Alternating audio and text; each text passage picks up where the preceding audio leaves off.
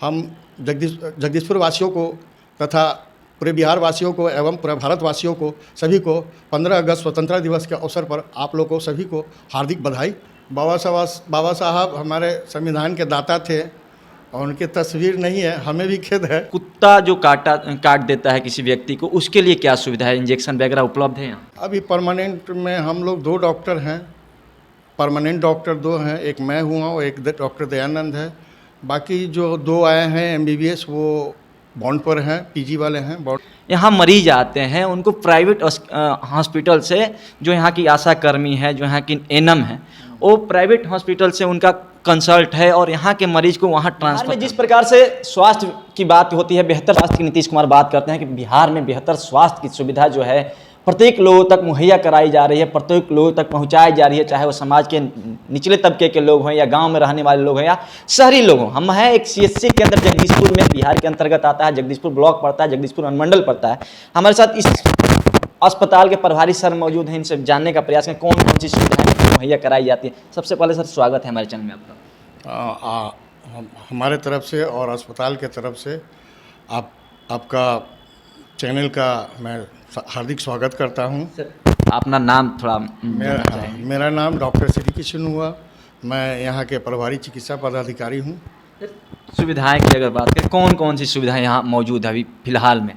मेरे पास जो भी हमारे स्वास्थ्य विभाग से जो भी योजनाएं हैं, सभी योजनाओं को संचालित किया जा रहा है। प्लस 24x7 हमारा अस्पताल में इमरजेंसी सेवा उपलब्ध है। प्लस हमारे यहाँ प्रसव सेंटर है जो 24 घंटा 24x7 स्टाफ नर्स और हमारे स्टाफ डॉक्टर्स 24 आवर्स उपलब्ध होती है। और प्रसव के लिए अगर कहीं से फ़ोन आता है तो मेरे यहाँ एक एम्बुलेंस है जो प्रसव वाली पेशेंट पहुँच पाती है एम्बुलेंस। जी हाँ, प्रत्येक कोशिश तो रहता है। एक ही एम्बुलेंस है जिसके कारण हमको परेशानी थोड़ा होती है, लेकिन एक ही एम्बुलेंस में हम रेफ़र भी पेशेंट को करते हैं, उसको भी पहुंचाने जाता है अदर हॉस्पिटल रेफ़र के लिए सदर में। और जो यहाँ से कॉल आती है भरसक हम प्रयास करते हैं कि उनको सुविधा हम समय समय से देते रहें। डॉक्टर वर्तमान में हैं आपके हॉस्पिटल में? अभी परमानेंट में हम लोग 2 डॉक्टर हैं, परमानेंट डॉक्टर 2 हैं, एक मैं हुआ और एक डॉक्टर दयानंद है। बाकी जो 2 आए हैं MBBS वो बॉन्ड पर हैं, PG वाले हैं, बॉन्ड पर हैं। और हमारे ब्लॉक में आयुष चिकित्सक को बहाल की गई है, जो ब्लॉक वाइज जो सब सेंटर वाइज या सेंटर वाइज प्राइमरी है एडिशनल PSC में उनको भेजा गया है। अच्छा सर, जिस प्रकार से एक भ्रांति है कहिए या सही बात है, हम कह नहीं सकते, इसकी पुष्टि हम नहीं कर सकते। कहा जाता है कि जो यहाँ मरीज आते हैं उनको प्राइवेट हॉस्पिटल से, जो यहाँ की आशा कर्मी है, जो यहाँ की एनम है, वो प्राइवेट हॉस्पिटल से उनका कंसल्ट है और यहाँ के मरीज को वहाँ ट्रांसफ़र कर दिया जाता है। नहीं, ऐसा तो कोई शिकायत हमसे नहीं मिलती, हमारे पास तो वैसा कोई शिकायत आया नहीं है।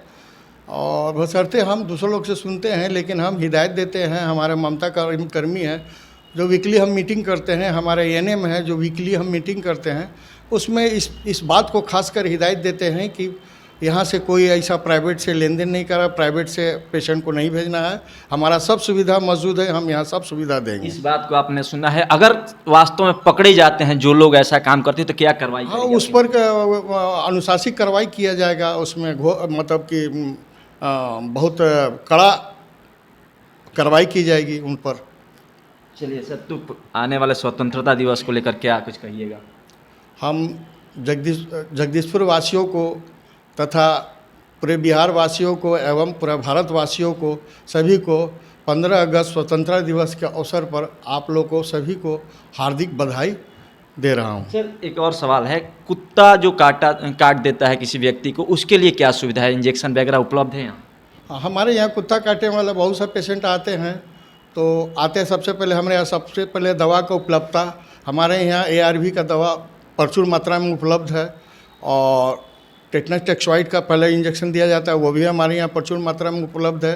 किसी पेशेंट को यहाँ से लौटता नहीं, हम सबको time to time injection ARV का दिया जाता है। सर बात करेंगे एड्स हो, TB हो या गंभीर बीमारियां जो है उसको लेकर जब लोगों में होती है, खासतौर पे ग्रामीण क्षेत्र के लोगों में, तो एक डर पैदा हो जाता है कि ये इलाज नहीं हो पाता है बीमारी का, तो क्या जागरूकता फैलाई जा रही है आप लोगों की तरफ से? देखिए, हमारे स्वास्थ्य विभाग के तरफ से भी जागरूकता फैलाई जाती है, टीवी के द्वारा, पेपर द्वारा और इलेक्ट्रॉनिक मीडिया के द्वारा भी जागरूकता बताई जाती है।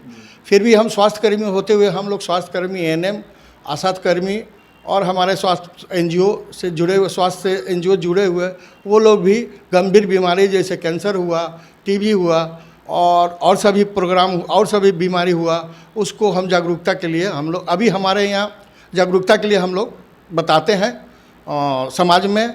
और अभी हमारे यहाँ फलेरिया एक बीमारी चली हुई है, अभी हमारा प्रोग्राम एमडीए का हो रहा है, जो डोर टू डोर, घर घर जाकर हमारे आशा कार्यकर्ता दवा पिलाई जा रही है। वो 10 तारीख से लेके और 24 तारीख तक चलेगी।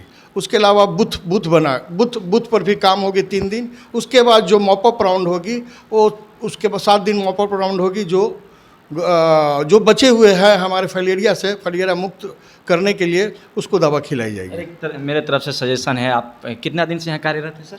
हम यहाँ करीब 11 महीना से कार्यरत है। 11 महीने से कार्यरत है। तो मेरा एक सजेशन है कि आपके ऑफिस में बाबा साहब की भी तस्वीर नहीं है।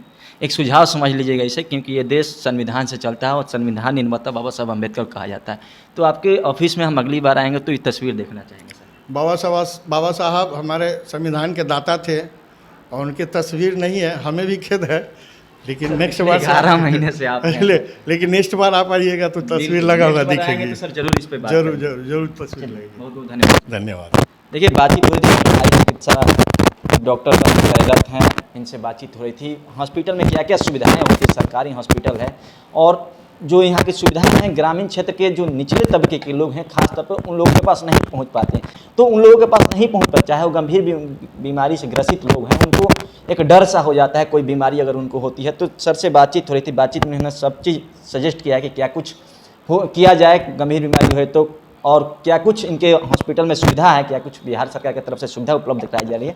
बाकी इनकी बातों को आपने पूरा सुना, क्या प्रतिक्रिया रही, प्रतिक्रिया कमेंट बॉक्स में लिख दीजिएगा। बिहार के सरकारी अस्पतालों की दशा पर अपनी प्रतिक्रिया कमेंट बॉक्स में लिखिए। बहुत बहुत धन्यवाद। मेरा नाम नीतीश, आप जनता देख रहे हैं।